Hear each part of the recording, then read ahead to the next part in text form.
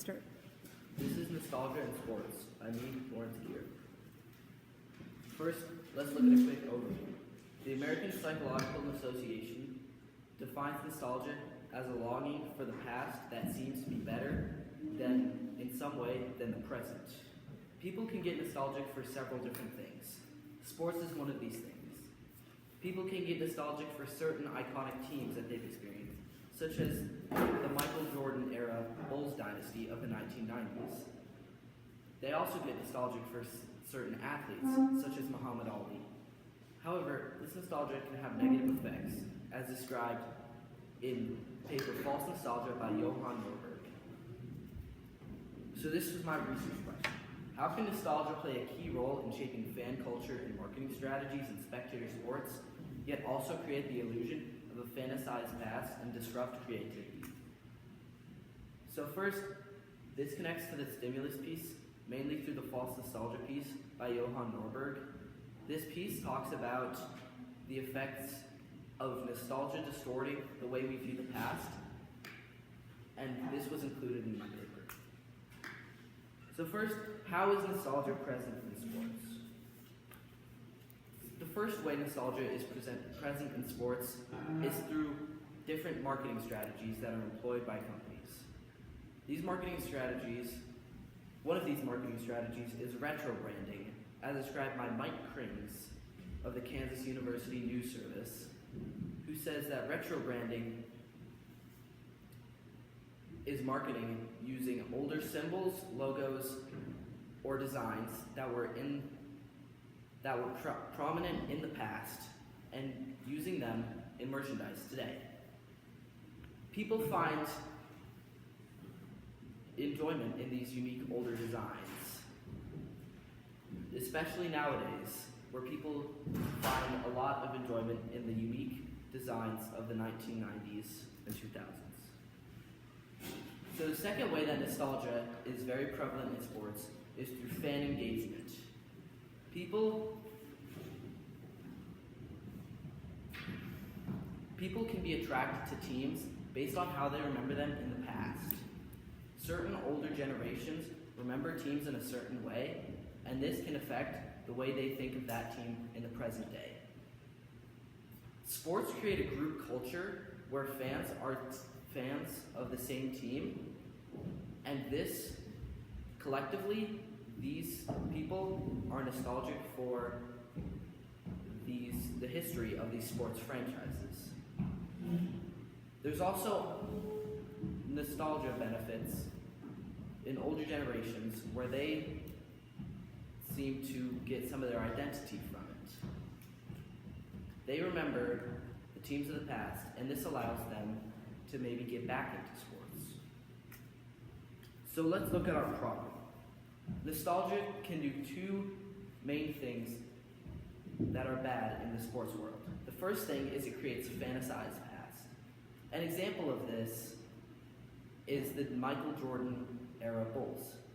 When people remember Michael Jordan, they remember his 2-3 straight championship runs. What they don't remember is the 10 years before that where he was in the league, where he could barely make it out of the first round of the playoffs. This is how it is described in False Nostalgia by Johann Norberg, which basically says that people will remember certain things about the past, and this can distort the way we view the actual subject. The second thing that nostalgia does in sports is it can decrease originality. After Kevin Garnett won the finals with the Boston Celtics, he had an iconic celebration where he looked up and yelled in the sky. This was copied by NBA star Jason Tatum in last year's NBA Finals when he mimicked the exact same celebration after winning the finals with the same team as this previous star, Kevin Garnett. So, what can we do about this? Well, we should take a balanced perspective to this. We need to look at the past and the present of sports. The nostalgia biases created from this false nostalgia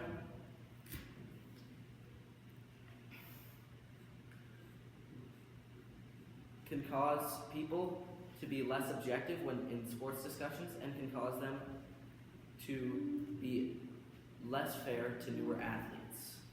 In order to be objective, we have to eliminate these biases, and one of the ways we can do that is by factoring generational change.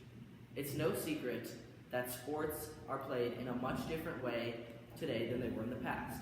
We have much more technology, and there are new advancements in ways that athletes play the game.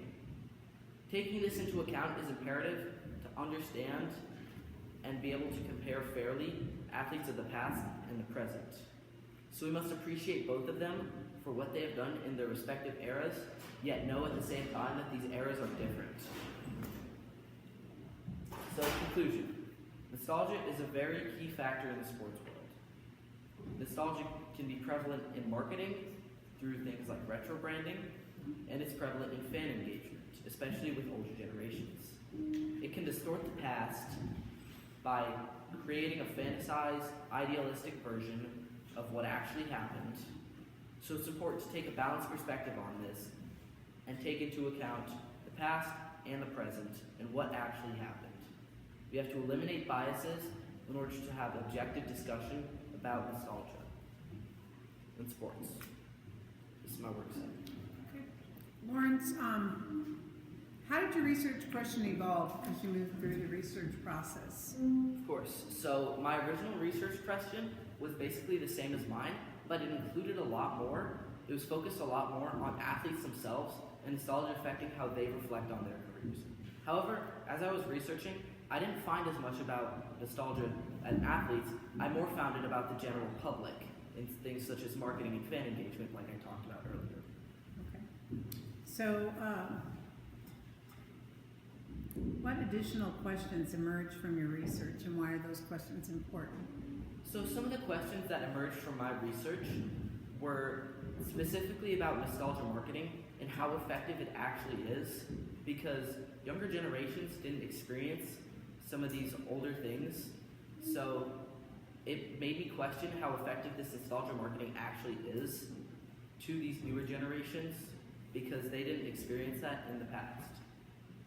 Okay, thank you.